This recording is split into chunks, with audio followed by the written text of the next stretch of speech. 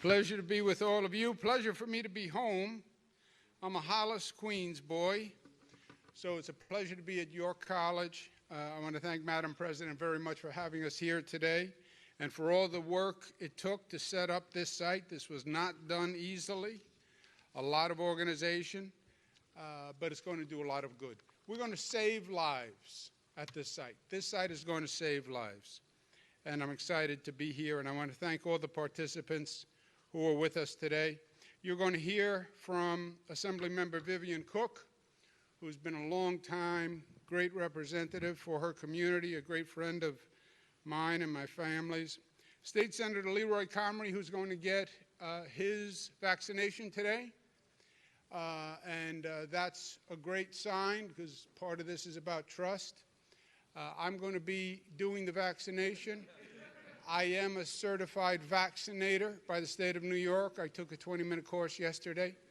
I get to select the part of the anatomy where I do the vaccine, you'll be surprised, or maybe not, when you see the part of the anatomy that I pick.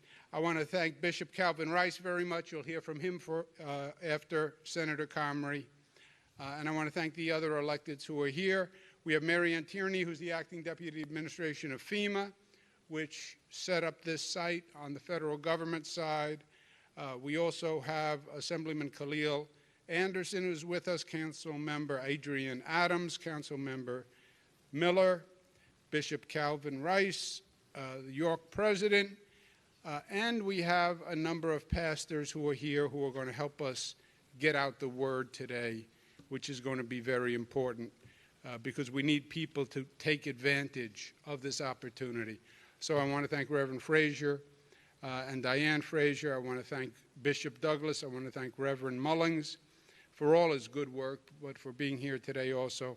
Reverend Patrick O'Connor, Reverend Thompson, and Reverend Wachob. The message is simple. We want to do this and then let the facility operate at 8 o'clock. The vaccine is the light at the end of the tunnel. It is the weapon that's going to win the war. We know that it works. First obstacle is we don't have enough of the vaccine. That is true in this state. That is true in every state in the country. There is just not enough supply. President Biden walked in, and the cupboard was bare for supply. To me, it's the hangover of the President Trump legacy. He never handled COVID right. He lied about it. He denied it. He didn't have the equipment. He didn't have the testing. He thought he was going to manipulate the situation. We here in New York stood up to President Trump. We told him that he was taking this he wasn't giving this the serious attention it deserved. We told him we weren't prepared. President Trump did what President Trump always does, which is he attacks those who tell him the truth. And New Yorkers stood up and we told him the truth. And he attacked us for it. And he attacked me for it. He was the shoot the messenger kind of guy. But we were right. And then the last act of Trump was he didn't even buy enough vaccine to serve the people of the country. And that's why we have this supply shortage, because they didn't even buy enough vaccine from Pfizer and Moderna. So now President Biden had to come in. He secured the vaccine. By the end of July, we'll have enough vaccine for everyone. But we have to get from here to July. And the amount of supply we're getting has been increasing every week. So it's supply. Then it's access, but not just access, what I call equitable access. COVID discriminated against people. COVID killed twice as many black people as white people. COVID killed 1.5 times as many Hispanic people as white people. Why? Because it showed the underlying injustice in society. COVID preyed on the health disparities and the comorbidities that were existing in communities that didn't have enough health care service in the first place. So now when it comes to the vaccine, my point is correct the injustice that you created during COVID, where you had more blacks die, more Hispanics die, higher positivity rate, less testing. Make sure we get the vaccine to these communities. And that's what we're doing here today. This facility is the largest mass vaccination site in the state of New York. This facility, Medgar Evers in Brooklyn, 21,000 vaccines per week, the largest in the state. And this is the first in the state that says we're going to bring the vaccine to the community that needs it most.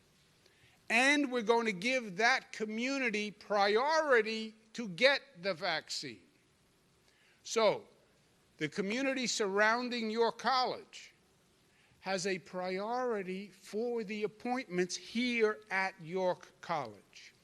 Between now and Saturday morning, appointments will only be filled for those people in zip codes that are surrounding this area. So, Jamaica, South Richmond Hill, Springfield Gardens, Laurelton, St. Albans, Rosedale, Queens Village, South Ozone Park, Cambria Heights, Richmond Hill, Jamaica, Queens Village, Hollis, 11423. That's me, baby. Jamaica, Queens Village, Far Rockaway, Arverne. Those communities get priority here because those communities were hardest hit. And basic justice requires you give the help first to the community that needs it most. And New York is proud to say they're bringing social equity to the situation. The third obstacle we have to get past with this is people have to trust the vaccine. And that's why the elected officials and the pastors are so important. They say that there's hesitancy in the black community about the vaccine.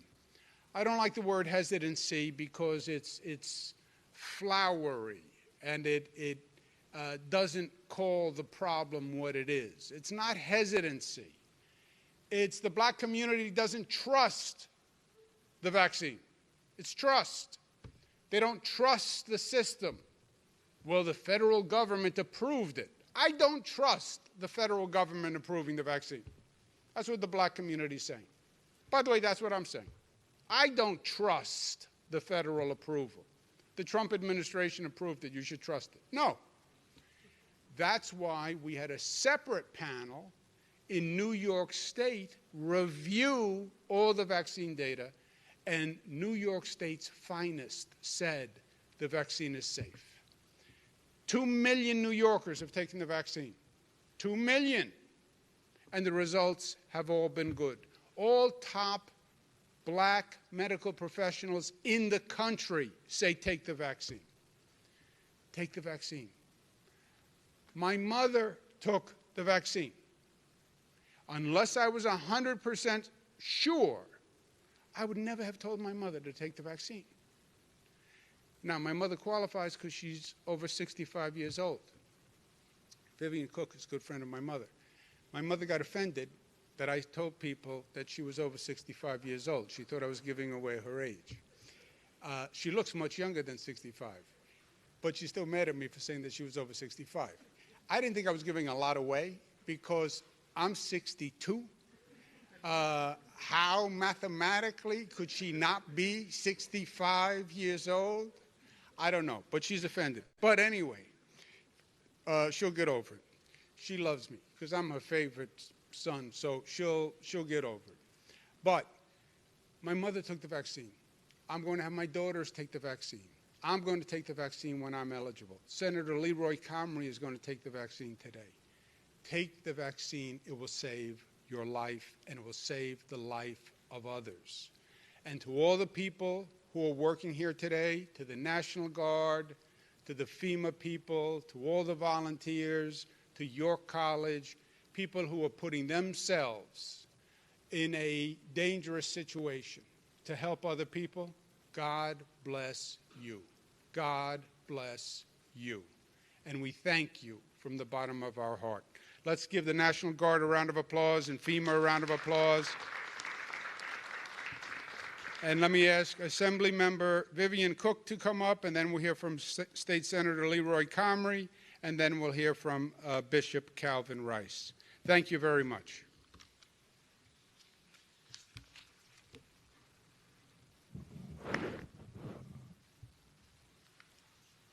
You see, we just got a good sanitizing here. Good morning, everyone. Thanks for being here. And I want to thank the governor for bringing us here and bringing this vaccine here to Jamaica, Queens. I want to thank him for coming home and for being the person that he is. Okay, I stand with the governor. I've worked with the governor. I know where his heart is. I know where his father's heart is, and his mother is my best friend, okay? And I want you to say, I stand with him, and I am going to keep standing with him, all right? So welcome to York College, South Jamaica, and to Jamaica, the home of the governor. Thank you. That's all.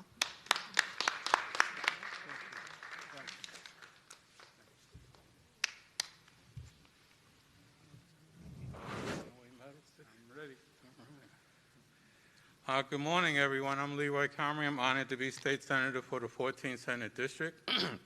I want to thank everyone that has been involved in making today happen, the governor, President Eanes and York College, my colleagues in elected office who have been championing for this to happen and asking for this to happen and yelling for this to happen since the first day that we found out that the vaccine was available.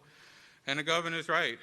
Unfortunately, the past president did a horrible job at making sure that the vaccination was ready in wide distribution for people. He did a horrible job because even a year ago today, he was still not understanding that we had a crisis and hadn't dealt with it. But, you know, now we have an opportunity with this site here today at York College, and I want to say that I'm proud of our community. I want to thank all of the ministers that on Sunday and even before, as soon as they found out about the opportunity that this site was here and the link was up, we have over 20,000 people registered for this site already. So I think we should give our ministers in our community and our elected officials in this area a round of applause. I qualify, if you can figure it out, I qualify, so I'm getting my shot today. And it's not going to be by the governor because I have to stay healthy, even though he's been salivating at the idea ever since he heard about it.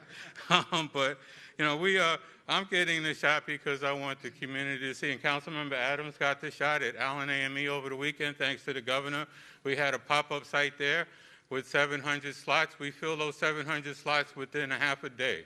Those slots got filled. So there is a desire in this community for the vaccination. There's a desire and a need to make sure that the vaccination comes straight to the community so they can have easy access to it. So that's why we're here at York College. We have a parking lot for people so they don't have to worry about parking. I know the people in the community are worried because it's near the train and normally you can't park here in the morning. We do have a parking lot for accessibility. It's right on the ground floor level in the gym so people can understand that you don't have to walk upstairs. You can come right in.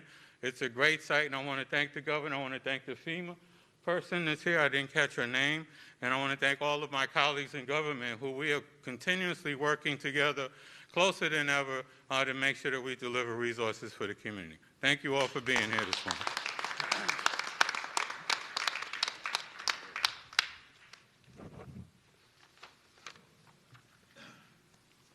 Good morning. Thank you, Governor Cuomo, and for your leadership throughout this crisis. And thanks to our federal partners who are here this morning for bringing this site to Queens. This site is being opened specifically for our community in Queens. It's being made available to folks in this and surrounding zip codes. And we need to come out and fill every spot and every tube that's available for vaccination. You need to come and get it. This site represents the governor's mission to make sure everyone can access the vaccine. He did not just say it, he did it. I think the vast majority of clergy here this morning in Queens would agree that this site is needed and it is welcome.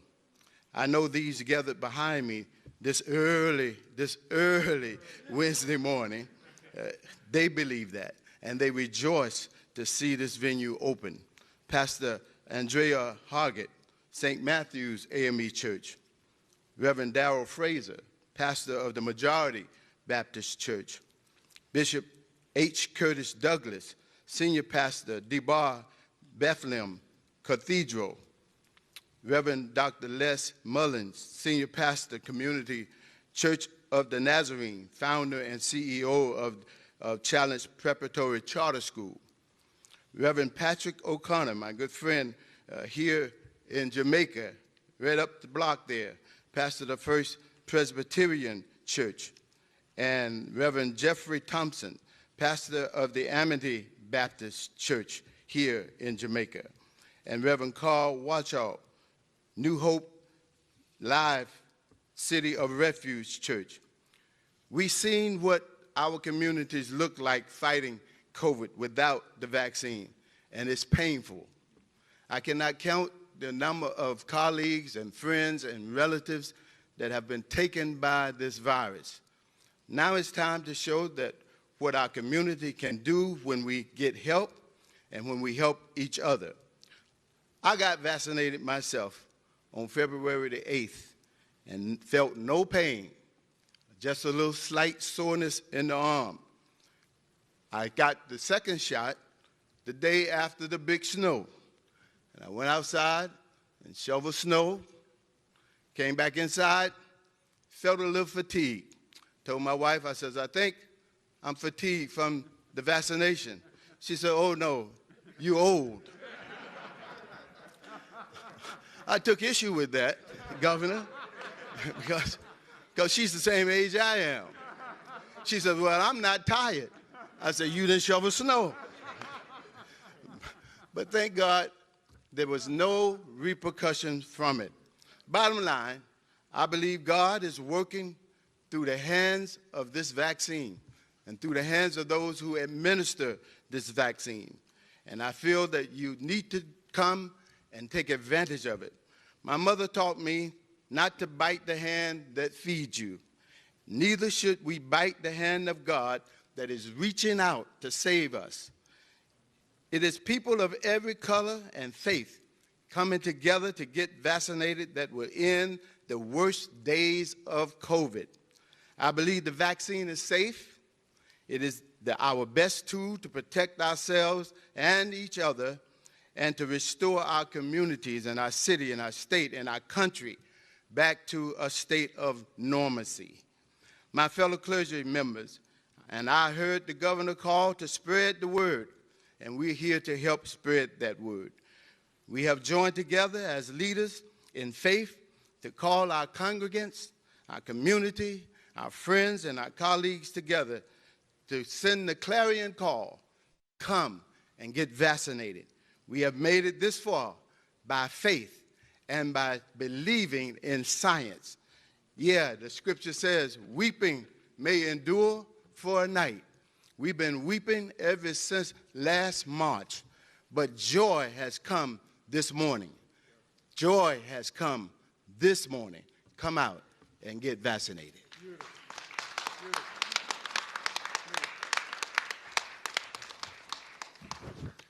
Okay, this facility opens at 8 o'clock. We have a full schedule for today. Again, people in the zip codes that we're talking about in these communities, you have priority up until Saturday. Call, make your appointment, get a vaccine. You heard from more convincing people than myself. It's safe, it's right, it saves lives. I want to thank everyone for getting up, especially early. For me, it wasn't early because I'm normally in church by this time anyway in the morning. But we're now going to get on with some vaccinations. We're going to have Senator Comrie get a vaccination, and we're going to get the pastor. I want to tell you something about the vaccine, though, and I want you to watch Senator Comrie's face when the vaccine goes in, because you can tell a lot about a person the way they take that shot. You watch that face, and it is a true test of character. And I'm saying, I know Senator Comrie for years. The man will not flinch. Let's go get that vaccine.